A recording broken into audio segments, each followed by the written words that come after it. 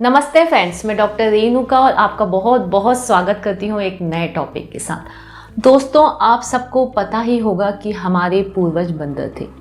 इस बात को यहाँ रखने का पर्पस ये है कि कभी आपने बंदर की एक्टिविटी को देखा है, वो कितनी मूवमेंट करता है, अपनी बॉडी का पूरी तरह से इस्तेमाल करता है, कितना फ्लेक्सिबल होता है। तो दोस्तों, हम लोग धीरे धीरे बंदर से मानव बनता गया, उसकी लाइफस्टाइल चेंज होती गई और उसकी रीढ़ की हड्डी का इस्तेमाल उसने धीरे धीरे करके कम कर दिया। इन सब में नुकसान क्या हुआ कि फिजिकल एक्टिविटी नहीं हुई, तो जो रीढ़ की हड्डी का लचीलापन मेंटेन रहना चाहिए वो मेंटेन नहीं रहा। तो हमारी रीढ़ की हड्डी की बनावट कुछ इस तरह से है कि उसको लचीला होना चाहिए, लेकिन आज की लाइफस्टाइल के अकॉर्डिंगली या तो हम बैठे रहते हैं या खड़े रहते हैं या लेटे रहते हैं, उसमें सबसे ज़्यादा नुकसान हुआ है वो रीढ़ की हड्डी का हुआ है और धीरे धीरे लोगों को कमर दर्द की शिकायत होना शुरू हो जाती है। अब इसमें कई लोगों को ये कहना होता है कि हम तो दिन भर काम करते हैं, दिन भर हम लोग घर के काम करते हैं, फीमेल भी बोलती हैं, लेकिन आपको ये बात समझना पड़ेगा कि घर के बहुत सारे काम करते हैं, माना मैंने, लेकिन उसमें वो फिज़िकल एक्सरसाइज नहीं हो पाती है जो कमर के लिए या रीढ़ की हड्डी के लिए ज़रूरी है, क्योंकि उन मूवमेंट्स में हमारी पूरी बॉडी स्ट्रेच नहीं होती है और बॉडी के हर हिस्से का इस्तेमाल नहीं होता है। तो दोस्तों, आज हम बात करने वाले हैं कि कमर का दर्द क्यों हो जाता है और हमारी लाइफस्टाइल में या रोज़ की दिनचर्या में हम ऐसी क्या गड़बड़ करते हैं कि ये दर्द हमें बार बार होता है। ऐसी क्या बीमारियां हैं जिनके चलते ये दर्द बढ़ जाता है, हमें क्या इन्वेस्टिगेशंस करवाना चाहिए और क्या रिस्क फैक्टर हो सकते हैं, इसके सिम्टम्स क्या आएंगे और इसका होम्योपैथिक ट्रीटमेंट। तो चलिए शुरू करते हैं।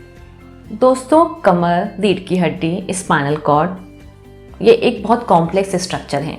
ये लिगामेंट, मसल, टेंडन, डिस्क, बहुत सारी चीज़ों से मिलकर बनी हुई होती है और रीढ़ की हड्डी हमारी अपर बॉडी और लोअर बॉडी को जोड़ती है और हमारे शरीर के बहुत सारे मूवमेंट इससे ही रिलेटेड होते हैं या इसी पे डिपेंड करते हैं। कमर दर्द के बहुत सारे कारण हो सकते हैं, उसमें नंबर 1 पे और सबसे बड़ा कारण है हमारी लाइफस्टाइल ख़राब होना।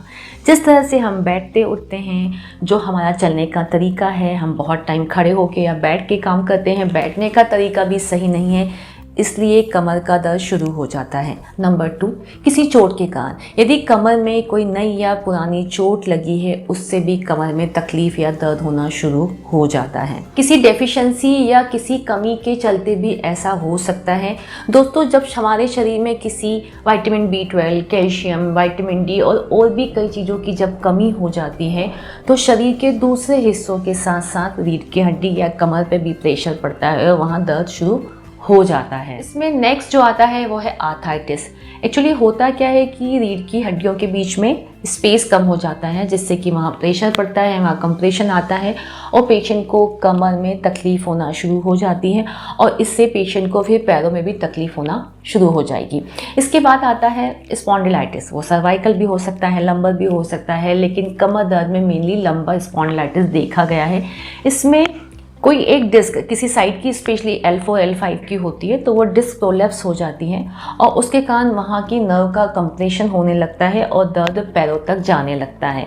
इसे हम स्लिप डिस्क कहेंगे या लंबर स्पॉन्डिलाइटिस कहेंगे।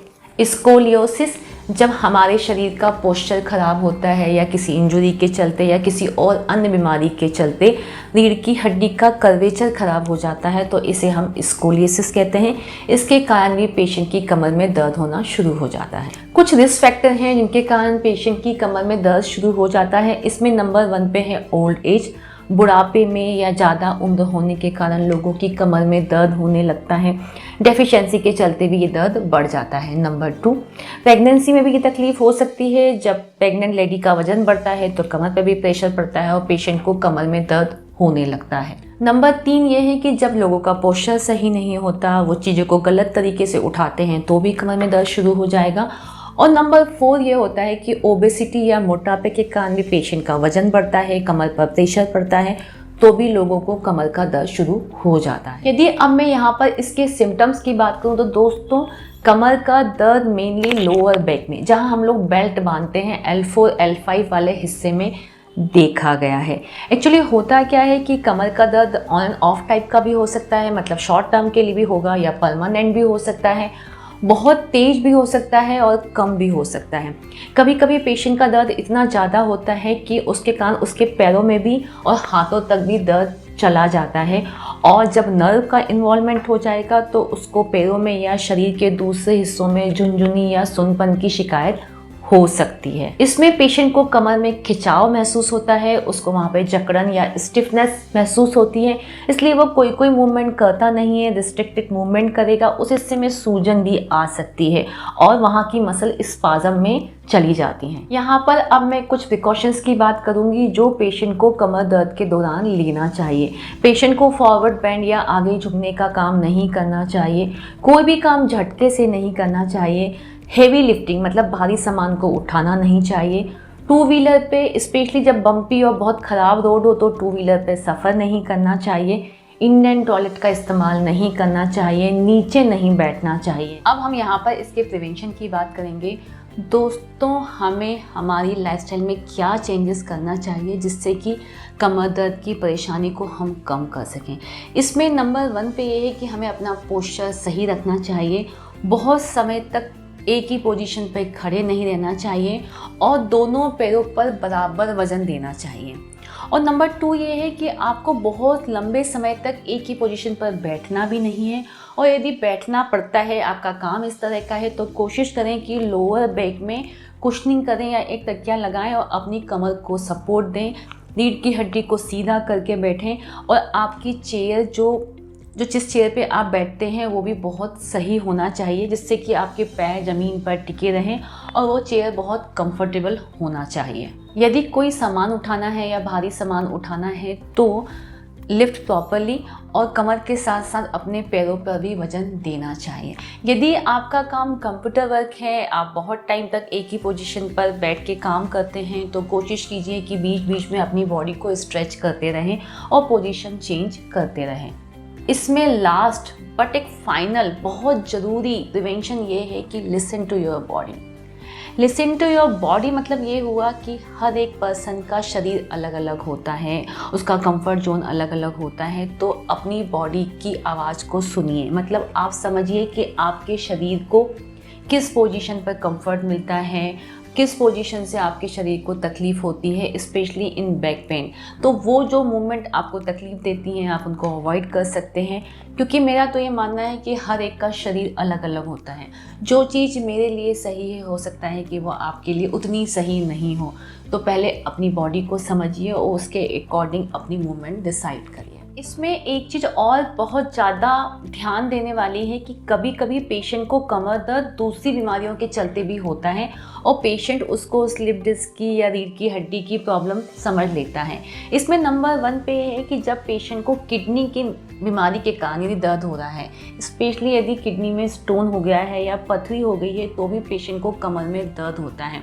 उसमें फ़र्क बस ये होता है कि पेशेंट को उसमें दर्द एक साइड पे भी हो सकता है, दूसरे साइड, दोनों साइड पे हो सकता है, और वो साइड्स में उसको पेन आएगा। पेन का कैरेक्टर बहुत चमक चलने वाला होता है, और पेशेंट को जब स्टोन मूव करता है इधर से उधर, तो उसको बहुत ही शार्प कटिंग पेन होता है, क्योंकि वो पथरी उसको अंदर चुभ रही होती है।